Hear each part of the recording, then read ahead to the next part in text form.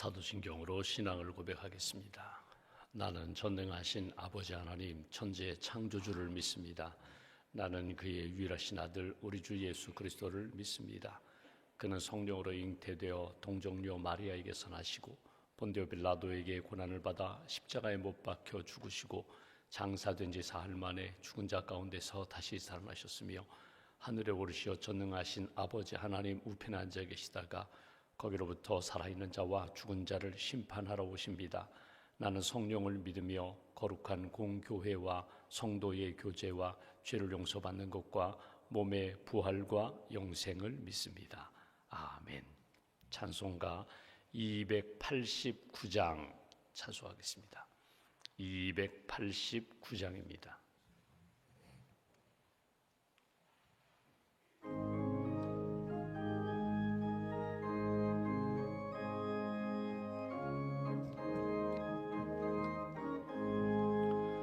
주 예수 내 맘에 들어와 계신 후 변하여 새 사람 되고 내가 늘 바라던 참 빛을 찾음도 주 예수 내 맘에 오심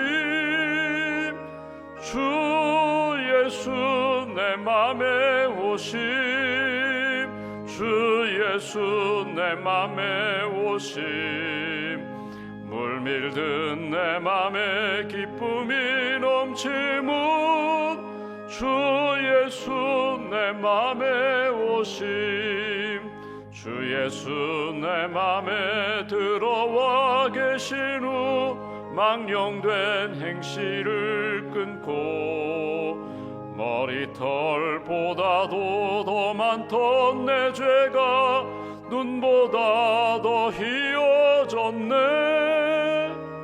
주 예수 내 맘에 오심 주 예수 내 맘에 오심 물밀든 내 맘에 기쁨이 넘치문 주 예수 내 맘에 오심 내 맘의 소망을 든든히 가짐은 주 예수 내 맘에 오심 의심의 구름이 사라져 버림도 주 예수 내 맘에 오심 주 예수 내 맘에 오심 주 예수 내 맘에 오심 물밀든 내 맘에 기쁨이 넘치문 주 예수 내 맘에 오심 사망의 음침한 골짜기 가다가 밝은 빛 호련히 보고 저 멀리 하늘 문 환하게 보임도 주 예수 내 맘에 오심 주 예수 내 맘에 오심 주 예수 내 맘에 오심 물밀든 내 맘에 기쁨이 넘치문 주 예수 내 맘에 오심 내가 저 천성에 올라가 살기는 주 예수 내 맘에 오심 천성에 올라가 주님을 뵈리니 그 기쁨 비길 데 없네 주 예수 내 맘에 오심 주 예수 내 맘에 오심 물밀든 내 맘에 기쁨이 넘치문 주 예수 내 맘에 오심 기도하겠습니다. 말씀으로 세상을 창조하시고 우리 인생을 지으신 하나님 예수님 이 땅에 보내셔서 예수님의 십자가의 보혈로 우리의 모든 죄를 씻어주시고 믿는 자에게 구원과 영생과 부활의 선물을 주신 하나님께 감사드립니다. 이 아침에 다시 한번 나의 힘이 되신 여호와여 내가 주님을 사랑합니다. 생명 되신 주님 우리의 아버지가 되시는 하나님, 믿음으로 고백하며 하루를 시작합니다. 날마다 순간마다 살아계신 하나님 앞에 경건의 모양이 아니라 경건의 능력으로 살아계신 하나님의 역사를 체험하며 그 능력으로 승리하는 삶 살기를 소망합니다. 이 아침에도 새벽을 깨우며 주 앞에 엎드린 모든 심령들 성령의 담비를 부어주시고 말씀의 충만함으로 채워주시고 오늘 하루도 주님의 손에 붙들림 받으어 어두움과 죄와 유혹을 이기며 하나님의 사람으로 승리할 수 있도록 붙들어 주시옵소서. 이 아침에 우리가 찬송 부른 것처럼 예수님 내 마음에 오신 후에 세상이 주지 못하는 참된 평안도 기쁨도 또 능력도 얻게 되는 줄 믿습니다. 예수님 내 마음에 오심으로 하나님 어둠의 골짜기를 지나간다 할지라도 두려워하지 아니하고 담대하게 주님과 동행하며 그 고난과 어두움과 두려움을 등이 이길 수 있는 하나님의 사람으로 세워주셔서 감사합니다. 오늘 하루 좁은 길을 걸어가면서도 찬송하는 인생, 감사하는 인생, 주님 영광 돌리는 복된 시간 보낼 수 있도록 주님 도와주시옵소서. 새 학기를 맞이한 우리 자녀들 위해 지혜와 믿음을 더하여 주시고 하나님이 주신 꿈과 비전으로 아름답게 성장하여 하나님 나라를 위하여 주님의 영광을 위하여 쓰임받는 복된 인생 될 수 있도록 우리의 자녀들 다음 세대들 심령과 삶에 복을 더하여 주시옵소서. 하나님 새롭게 시작하는 우리 꿈터교회 우리 어린 생명들과 우리 엄마에게 또 선생님들에게 풍성한 은혜를 덧입혀 주셔서 생명 하나님이 기뻐하시는 생명의 말씀을 잘 심게 하시고 무럭무럭 잘 자라 하나님이 기뻐하시는 생명나무가 될 수 있도록 하나님 영광 돌릴 수 있는 하나님 나라의 삶을 살 수 있도록 우리 어린 생명들을 주께서 붙들어 주시옵소서. 새싹교회, 푸른교회, 드림교회 우리 어린 생명들과 교사 선생님들에게 은혜를 덧입혀 주시고 우리 교육자들 하나님께서 풍성한 영성으로 채워주셔서 하나님이 기뻐하시는 믿음의 우리 교회 학교가 될 수 있도록 교육국이 될 수 있도록 크시는 종으로 함께하여 주시옵소서.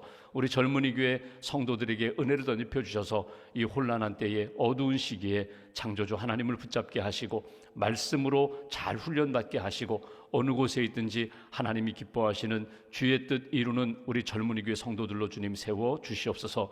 사랑교회 우리 선생님들에게 은혜를 덧입혀 주시고 사랑교회 참여한 모든 성도들 심령 가운데 하나님의 은혜를 더하여 주시며 하나님이 기뻐하시는 믿음의 길 잘 걸어갈 수 있도록 오른팔로 붙들어 주시옵소서. 이 아침에도 우리의 기도 제목이 있습니다. 하나님의 나라와 의의를 구할 때 우리에게 먹을 것 마실 것 입을 것 필요한 것 채워주실 줄 믿습니다. 하나님의 뜻을 구하고 주님의 영광을 위하여 달려가는 복된 인생으로 주님 붙들어 주시옵소서.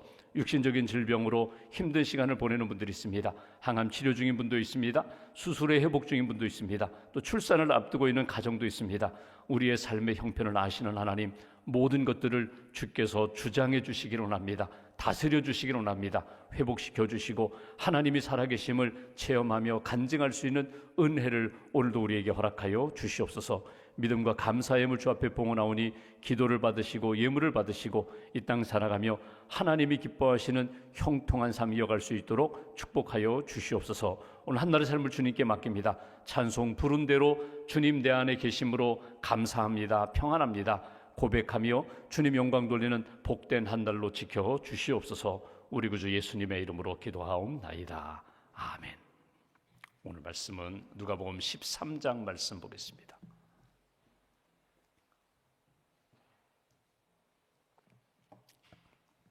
누가복음 13장 18절부터 21절까지 말씀, 18절부터 21절까지 함께 봉독하겠습니다.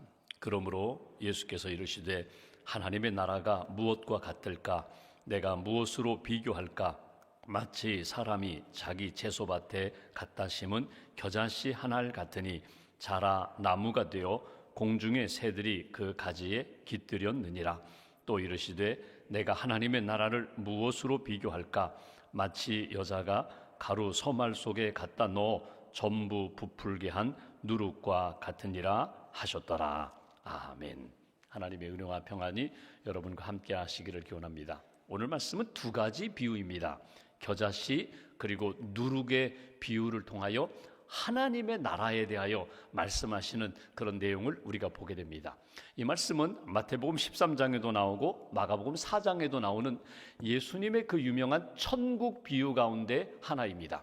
천국 비유 가운데 대표적인 것이 뭐냐면 씨 뿌리는 자의 비유거든요. 농부가 나아가 밭에 씨를 뿌린다. 밭입니다. 밭에 씨를 뿌리고자 했지만 씨를 뿌렸는데 바람에 날려서 어떤 씨앗은 길가에 떨어지고 어떤 씨앗은 돌밭에 떨어지고 어떤 씨앗은 가시덤불에 떨어지고 가시밭에 떨어지고 그 씨앗들은 처음에는 뿌리를 내리고 자랄 것 같은데 새들이 와서 먹어버렸고 뿌리가 깊지 못해서 말라버렸고 세상의 염려와 유혹에 무너져서 가시덤불에 뿌려진 씨앗은 열매 맺지 못하지만 옥토에 뿌려진 씨앗만 30배, 60배, 100배의 결실을 맺는다. 이 밭의 비유거든요. 씨를 뿌리는 자 농부, 씨앗은 복음, 예수 그리스도의 복음, 그리고 열매 맺는 것, 하나님 나라의 삶이 된다. 가장 대표적인 것이 이 네 종류 밭의 비유 또는 씨 뿌리는 자의 비유입니다. 그 다음에 또 유명한 비유가 예수님이 말씀하신 오늘 겨자씨와 누룩과 겨자씨 비유거든요. 이 비유의 말씀을 언제 주셨는가? 이 비유의 말씀의 본뜻이 무엇인가? 우리가 이미 읽었지만 누가복음 12장 32절 말씀 보십시오. 바로 앞장에 있는 누가복음 12장 32절에 보시면 예수님이 제자들에게 하시는 말씀입니다. 여기 보면 너희가 무엇을 먹을까 염려하지 말아라. 하나님의 나라와 의를 구하라. 이런 말씀하시면서 32절 적은 무리여 무서워 말라. 너희 아버지께서 그 나라를 너희에게 주시기를 기뻐하시느니라. 하나님 나라 주시는 것 기뻐하신다. 하나님이 너희들에게 하나님 나라의 삶을 살게 하신다. 하나님이 하신다. 너희들이 하나님 나라의 삶을 사는 것을 하나님이 기뻐하신다. 그 말씀을 제자들에게 주셨어요. 근데 여기 주목할 것은 32절에 적은 무리여라고 그렇게 표현했습니다. 적은 무리라는 것은 수적으로 작다는 거거든요. 적다는 거거든요. 그러니까 한번 생각해 보십시오. 당시 로마가 지배하던 로마 제국의 영향을 받고 있는 유대 나라입니다.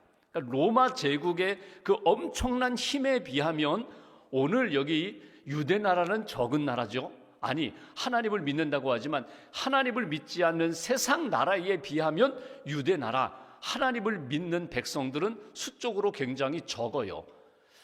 당시에 유대 나라의 많은 사람들, 세상에 속한 사람들에 비하여 예수님의 12제자는요 상대적으로는요 아주 미미한 존재예요. 그냥 있을까 말까 한 그런 존재예요. 아주 적은 무리예요. 조금 더 확대해서 12명의 제자, 70명의 제자, 더 나아가 마가의 다락방에서 예수님이 약속하신 성령을 기다렸던 120명, 그 120명의 숫자는요 사실은 당시의 세상 나라의 숫자에 비하면 아주 적은, 양적으로 비하면 굉장히 적은 무리입니다. 그런데 두려워하지 말라는 거예요. 적다고, 힘이 없다고, 배우지 못했다고, 영향력이 없다고 그렇게 생각하지 말아라. 너희 안에 복음이 들어가고 하나님의 능력이 임하고 성령이 임하면 폭발하게 되리라. 너희들의 능력은 바위를 깨뜨릴 수 있는 엄청난 파워가, 힘이 나타나게 될 것이다. 이것이 예수님이 제자들에게 주신 말씀이에요.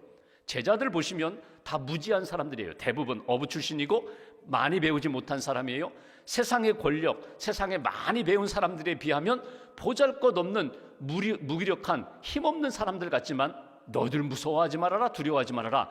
하나님의 나라가 임하면 이 모든 것들을 뒤집을 수 있다, 바꿀 수 있다, 변화시킬 수 있다. 그것이 예수님이 주신 말씀입니다. 이런 제자들에게 주신 하나님의 나라 너에게 임하기를 하나님이 기뻐하신다. 하나님의 나라가 너에게 임할 것이야. 이렇게 말씀을 하셨는데 우리가 어제 본 것처럼 한 여인을 고쳐주세요. 안식일에 회당에 와서 하나님 앞에 기도하며 은혜를 사모하는 여인, 회당 안에는 안식일에 유대인들이, 경건한 유대인들이 하나님 앞에 기도하기 위하여, 말씀을 듣기 위하여, 성도와 교제하기 위하여, 안식일을 거룩히 지키기 위하여 회당에 모였거든요. 근데 그 중에 눈에 띄는 한 사람이 있었어요. 그 사람이 누군가 하면 18년 동안 귀신 들린 여자예요. 동네에 소문 다 났어요. 그리고 더더군다나 신체적으로는요 척추가 휘었어요. 꼬부라졌어요. 펴지도 못해요. 제대로 펴지도 못하는 그 여인을 예수님이 주목하시고 그 여인, 귀신을 내쫓으셨거든요. 귀신을 내쫓으니까 육신적으로 굽었던 그 허리가 펴져요. 마음이 펴져요. 그러니까 어둠에 눌려있고 악한 영에 눌려있던 그 여인을 예수님이 회복해 주셨다는 거예요. 여러분, 한 여인이 말씀으로 치유받으니까, 하나님의 은혜로 치유받으니까 하나님 나라 백성이 되는 거예요. 귀신이 다스리는 인생이 아니라 하나님이 다스리는 인생, 세상의 어둠이 다스리는 인생이 아니라 복음이 다스리는, 하나님의 은혜와 말씀이 다스리는 인생으로 바뀌게 됐다는 거예요. 이게 하나님 나라의 삶이라는 거예요. 나를 누가 주장하는가, 나를 누가 지배하는가, 나를 누가 이끌어가는가, 내 시간과 삶의 지식과 경험과 관심에 가장 큰 영향을 끼치는 것이 무엇인가? 그게 하나님이라면, 그게 복음이라면, 그게 성령이라면 그 인생이 곧 하나님 나라 백성이 되는 거야. 그 말씀을 오늘 본문에서 주시는 거예요. 안식일에 병을 고쳤다고, 병든 자를 고쳤다고 해서 회당장이, 바리새인들이, 종교 지도자들이 예수님을 막 비방합니다. 아니, 18년 동안 귀신 들린 여자 하루만 참고 안식일 지나 내일 고치면 얼마나 좋아. 안식일도 지키고 병든 자도 고치고. 근데 예수님은 그렇게 말씀하지 않으시죠. 이 여인 하루속히, 아니 1시간이라도 더 빨리 하나님 나라의 삶으로 회복시키는 것이 하나님의 뜻이다. 그러니까 여러분 보십시오. 예수님이 하는 일이 못마땅해요. 마땅하지 않아요. 하나님이 기뻐하시는 것은 하나님 나라의 삶, 회복되는 것을 하나님은 원하시고 예수님은 원하시는데, 유대 종교 지도자들은요, 자기 마음에 맞아야 돼요. 자기 기준에 맞아야 돼요. 그러니까 이것도 지키고 저것도 지키고, 명분은 그렇습니다. 이유는 많아요. 오늘 하지 말라는 거예요. 지금 하지 말라는 거예요. 저 사람한테는 하지 말라는 거예요. 예수님이 거라사라는 이방 땅에 가서 역시 귀신 들린 자를 고치셨어요. 그 귀신을 돼지떼에게 명하여서 결국은 그렇게 몰사하게 되는데, 여러분, 한 사람을 고치기 위하여 여러분 많은 재산의 손실을 보게 되거든요. 온 천하보다도 귀한 것이 한 사람 영혼이 회복되는 것, 영혼이 구원받는 것, 그것이 귀하다는 거예요. 근데 유대인들은 이렇게 생각합니다. 이방 땅엔 가지 마세요. 이방인들은 사람도 아닙니다. 그들은 개와 같은 존재입니다. 그러니까 안식일에는 하지 마세요. 이방 땅에는 가지 마세요. 이방인들에게는 은혜 베풀지 마세요. 이게 유대인들이 가지고 있는 자기 기준이거든요. 근데 예수님은 이거 모든 것 다 깨트리십니다. 하나님은 온 영혼들이, 온 인류가 다 구원받기를 원하신다. 하나님은 언제든지 우리가 생각하는 시간의 기준이 아니라 이 모든 시간을 주관하시는 하나님 앞에 날마다, 모든 순간마다 하나님의 은혜 가운데 회복되기를 원한다. 이것이 주님의 마음입니다. 그러면서 주신 말씀이 오늘 본문의 내용이에요. 하나님의 나라가 무엇이냐? 하나님의 나라가 어떻게 이루어지는 거냐? 예수님이 이 땅에 오셔서 구원의 역사는 어떻게 이루어지느냐? 두 가지 비유로 말씀하신 것이 오늘 본문의 내용입니다. 한번 본문 다시 한번 보실까요? 18절 말씀. 그러므로, 왜 그러므로라고 하셨을까요? 18년 동안 귀신 들렸던 여인을 고쳐주셨는데 이것을 비방하는, 하나님 나라에 대한 관심보다는 자기 나라, 자기 기준으로 사는 그들을 향하여 너희가 진짜 하나님의 나라가 무엇인지 깨달았으면 좋겠다, 깨달음을 얻었으면 좋겠다. 18절. 그러므로 예수께서 이르시되 하나님의 나라가 무엇과 같을까? 내가 무엇으로 비교할까? 비유하면서 너희들이 하나님의 나라, 그런 거구나, 깨달을 수 있을까? 19절. 마치 사람이 자기 채소밭에 갖다 심은 겨자씨 한 알 같으니 자라 나무가 되어 공중의 새들이 그 가지에 깃들였느니라. 여러분, 이것은 흔히 볼 수 있는 상황입니다. 겨자 하면은 여러분 아시는 것처럼 냉면에다 넣어 먹는 노란 그 조미료 같은 거, 그게 겨자거든요. 근데 겨자씨는요, 사실은 유대인들이 생각하는 작다라는 가장 대표적인 표현이 겨자씨 한 알과 같다, 그거거든요. 그러니까 우리로 이야기하면 이거 눈곱만큼, 눈곱 조금이야, 아주 작아, 눈곱만큼 작아, 그렇게 표현하는 것 같아요. 이스라엘의 성지순례 다녀오신 분들이 꼭 사오는 게 있습니다. 그게 뭐냐면 겨자씨 사오잖아요. 겨자씨 이렇게 작은 병에다가 딱 한 알, 한 1mm 정도 될까요? 아주 작은 겨자씨 한 알 이렇게 담겨있는 그 작은 열쇠고리 같은 그런 작은 병에 담겨있는 겨자씨 한 알. 또 어떤 경우에는요, 이렇게 책갈피 같은 거 이렇게 코팅, 라미네이팅 한 거, 거기에 보면은 눈곱만한 거 몇 개, 몇 알 한 이렇게 붙여놓고 이렇게 코팅을 했잖아요. 그게 겨자씨라는 거예요.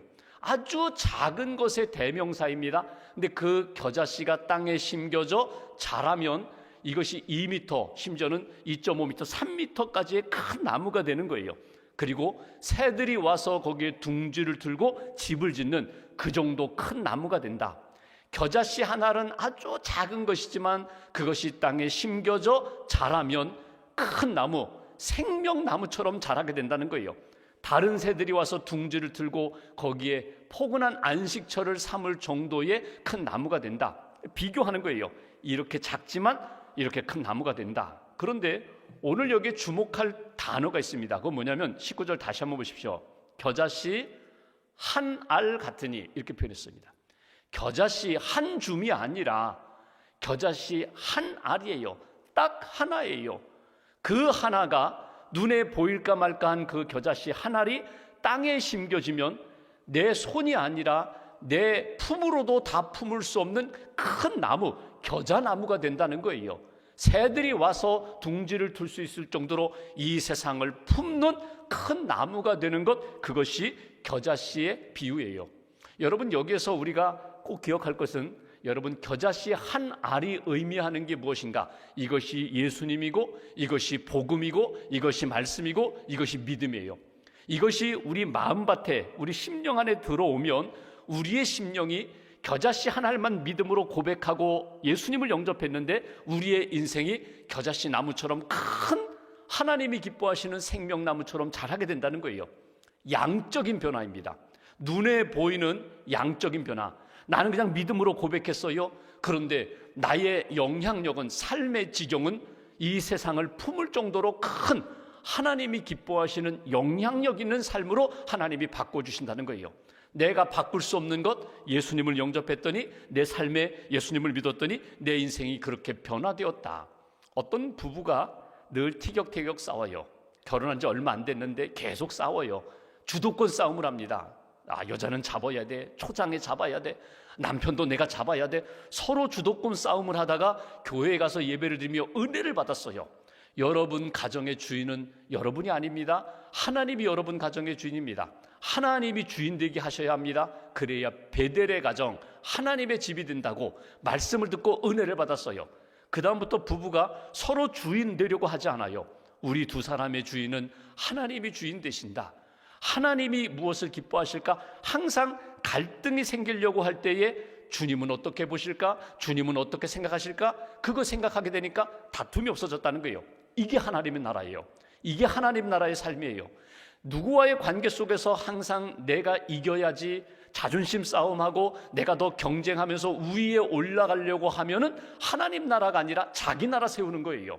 가정에서든 교회에서든 누구와의 관계에서든지 하나님 나라의 삶은 언제나 하나님이 주인 되시고 하나님의 다스림을 받는 것, 하나님이 내 생명의 모든 주권자가 되심을 인정하고 그분의 뜻대로 살아가는 것, 이것이 하나님의 나라의 삶이에요.